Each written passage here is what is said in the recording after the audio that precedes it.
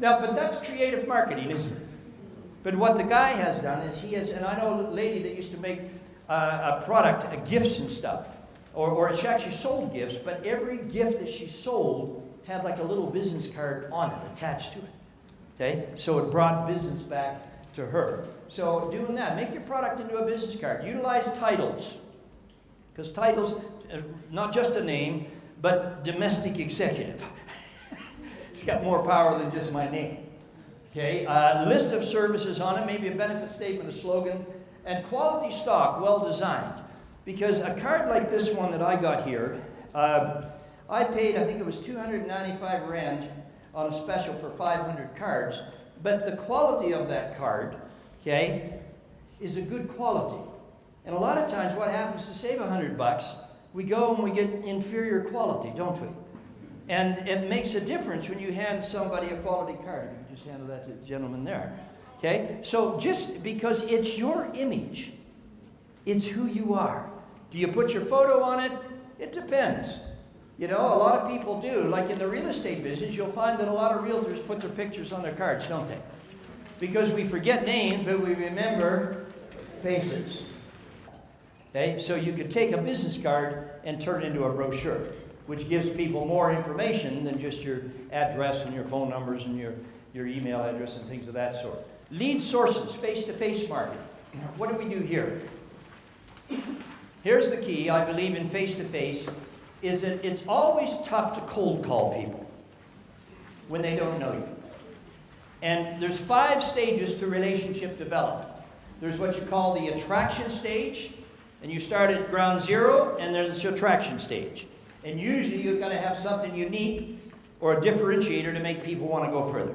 So you've got the attraction stage, then you've got the exploration stage, then comes the development stage, then comes the commitment stage, and then the unity stage of relationships.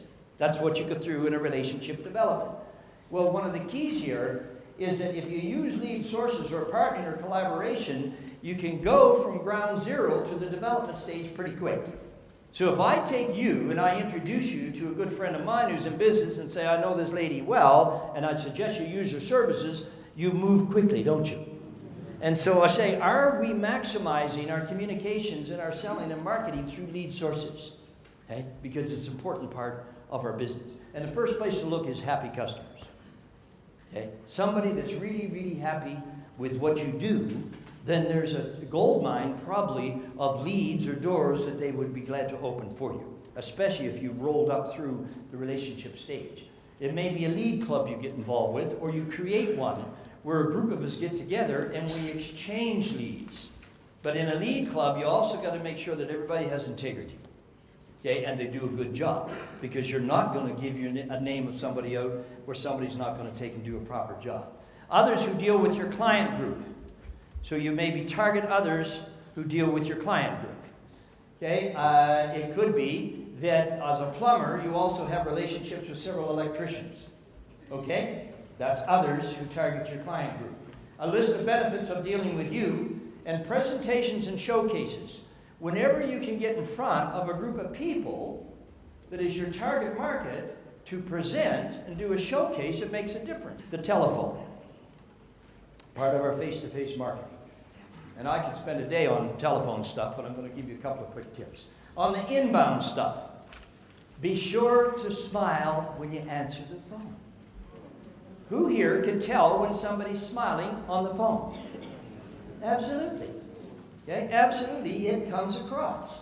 And one of the things you can do if you're on the phone a lot, put a mirror by the phone, so you can see what the others are talking to. But what happens, again, is we don't see ourselves from in here. And you see it and you think, gosh, I'm frowning. Okay? And you open up a little bit, it comes. Now, I'm going to say this too, that the cell phone today is a main business tool. Would you agree? Yes. Now, how do most people answer their phone?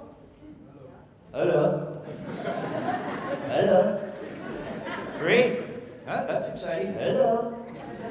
Hey, if you're using your cell phone for business and people call you in business, don't say hello. Right? Bill Gibson speaking. How can I help you? Okay? Sharp, crisp, clear. Because it's a main tool. Your company name, your name, and a greeting. Knowledge Brokers International, Bill Gibson speaking. How can I help you? But make sure that everybody in your business, and practice with them, that they sound great on the phone when the phone rings. Because who would agree with me that very quickly you can get turned off with a business when that phone's answered? And you think, I don't want to deal with them. Okay? So that's a point of contact that's strong. Now, tone and diction. What am I talking about here? If you happen to be a person that other people say to you quite often on the phone, who? What, could you repeat that? What's your name? Can you speak a little louder? I don't know what you're saying.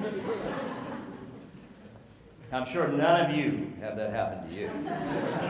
Just friends of yours. Okay, to go through that.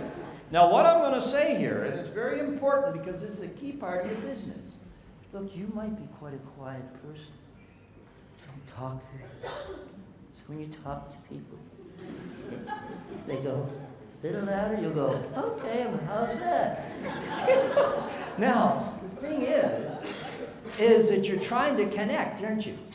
And it might mean you've got to come out of your comfort zone. And that you've got to be clear on your diction.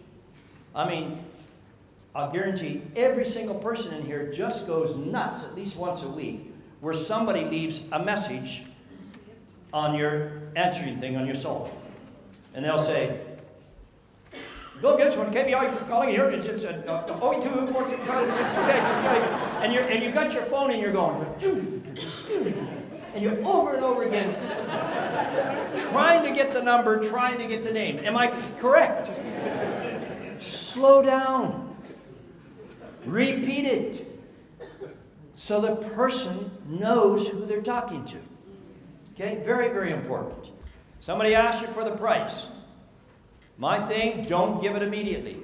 If you give the price to somebody immediately before you build the value, you're going to be negotiating, you got no power whatsoever. I'm not saying that, when you're dealing with people, let's not be ridiculous when I say something, I don't mean it literally. Because you got people that know you and do business with you, and phone you up and say, how much is this? And you give them the price. Okay? So all I'm saying is just, do you ask the right questions to find out what's going on? That's important.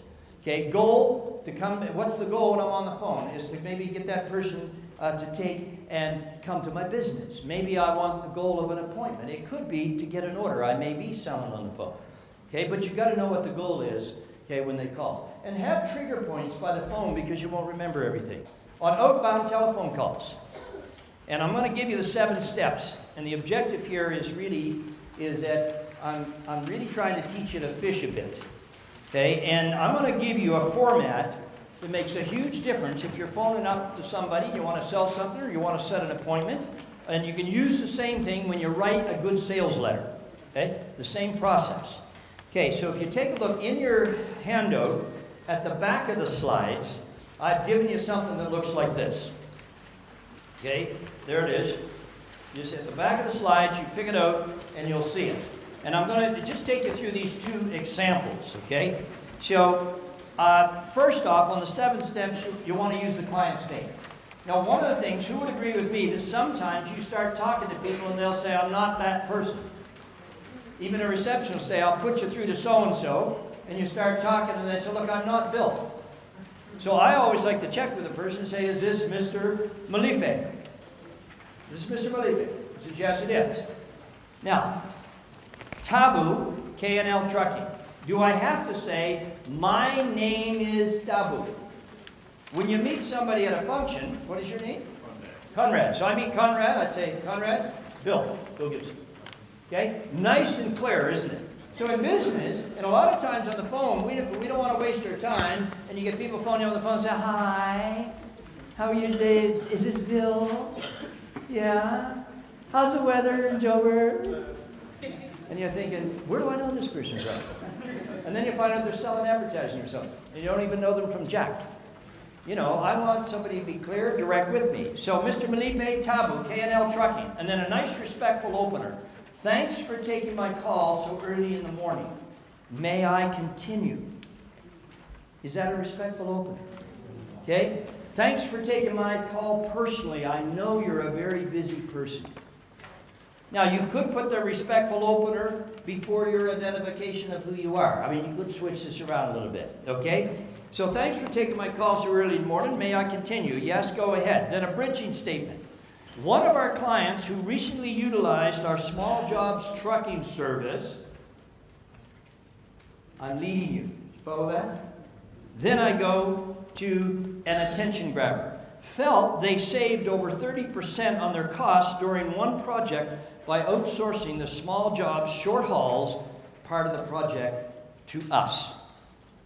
Who wouldn't like to save 30%? I'm getting to the bottom line. Expiration question. I can't guarantee the same results for you because I'm going to be honest with you. I can't guarantee you the same results, although, would you be interested in hearing about how they achieved those savings while helping our small BEE business? Guy says, I'm open to listen. Well, look, I'm in Johannesburg tomorrow, although on Wednesday I'm in Pretoria near you. I've got some time before 10 a.m. or after 2 p.m. I'd be grateful if you could allow me 30 minutes of your time in one of those time slots. Which would work the best for you? Those are the 7 steps, and it's very effective.